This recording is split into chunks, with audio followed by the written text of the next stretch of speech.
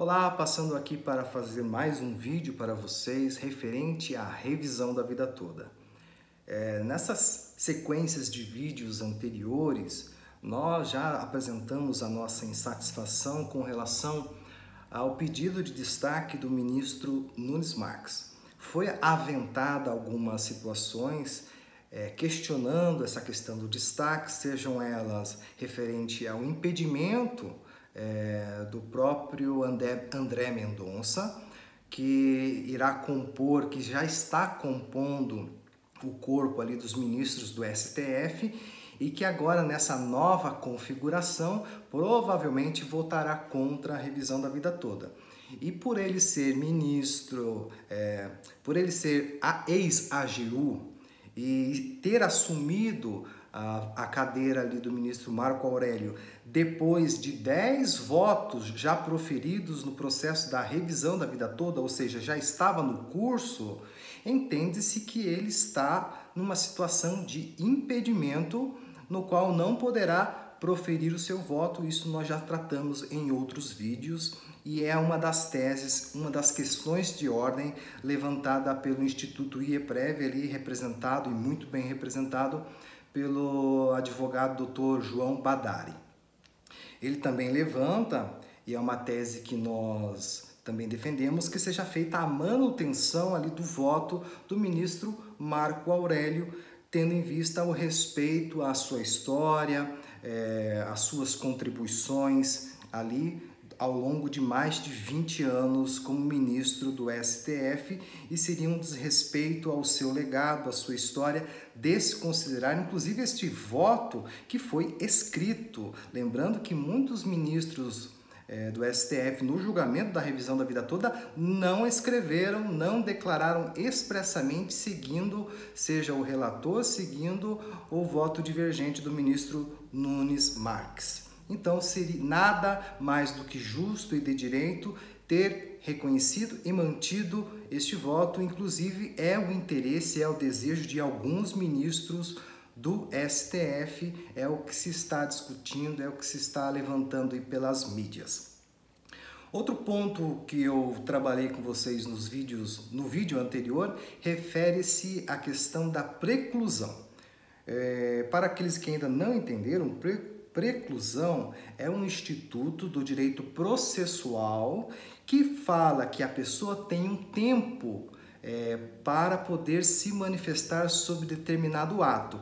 E entende-se que o ministro Nunes Marques, ao proferir, ao ter declarado, escrito o seu voto, foi precluso esse pedido de destaque, porque o destaque teria que ter sido feito antes da manifestação do seu voto. E aqui eu gostaria de trazer para vocês uma informação importante, trazida pelo site Previdencialista, que a ministra Carmen Lúcia já havia se manifestado sobre essa problemática envolvendo o destaque, que mais parece configurar uma questão de recurso do que propriamente uma discussão mais ampliada sobre temas mais complexos. E ela disse que existe um tempo oportuno para ser proferido esse destaque, inclusive que deve ser antes do voto. E o ministro Alexandre de Moraes, o nosso grande ministro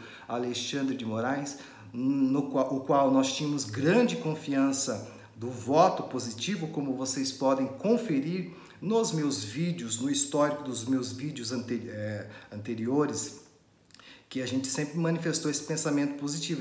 Evidentemente que não tínhamos uma bola de cristal para dar 100% de certeza, mas nós confiávamos, tendo em vista a sua formação, o ser um professor da USP. Enfim, o ministro Alexandre de Moraes também se posicionou sobre esse tema do destaque e disse que o destaque deveria ser feito 48 horas antes a proclamação, a divulgação do voto do ministro. Então ele foi mais além do que a própria ministra Carmen Lúcia. contando, já são 2 votos que têm esse tipo de entendimento. Então, se for levantado, e vai ser levantada antes do julgamento esta questão de ordem, os 2 ministros, obviamente, vão pedir que seja desconsiderado esse destaque. O ministro Alexandre de Moraes e a Carmen Lúcia.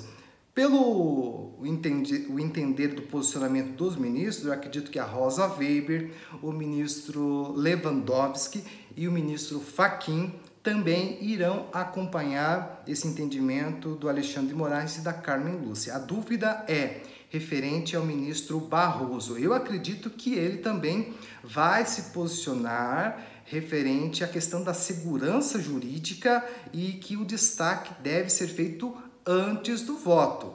Se isso se verificar, nós teremos garantido então a votação virtual.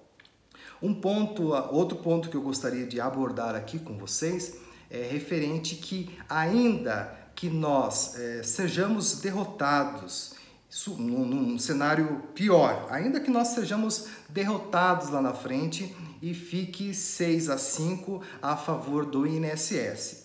É possível, é claro que é um cenário extremo, que nós acreditamos que talvez não ocorra, esperamos, que a revisão da vida toda venha de uma forma mais tranquila, mas se for o caso, poderemos também ajuizar uma ADPF. Uma ADPF, aí teria que estudar se seria uma arguição de descumprimento fundamental ou uma ação direta de inconstitucionalidade, alegando que a resolução do ministro Fux contraria os preceitos constitucionais da segurança jurídica e da celeridade processual, entre outros preceitos ali, inclusive da coisa julgada, que poderia ser objeto de julgamento pelo STF no futuro. Claro que nesse cenário vai demorar ainda mais esse julgamento.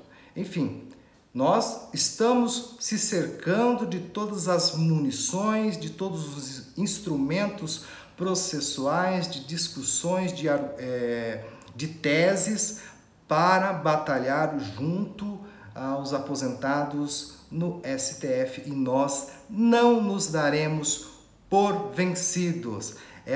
Perdemos a batalha, mas esta guerra não iremos perder, pode confiar.